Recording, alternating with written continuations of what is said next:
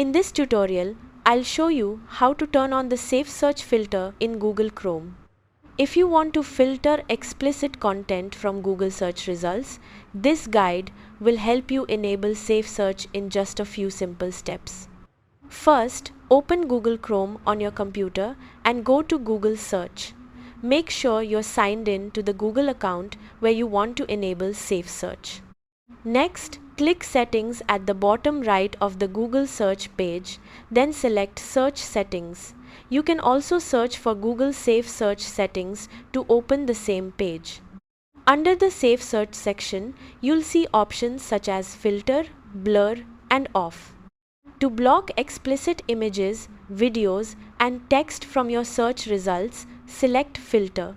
If you prefer to blur explicit images while still showing the search results, choose Blur instead. If a Save button appears, click it to apply your changes. On some versions of Google Search, the setting is saved automatically. To confirm that SafeSearch is enabled, perform a Google search and return to the search settings page. The selected SafeSearch option should remain active.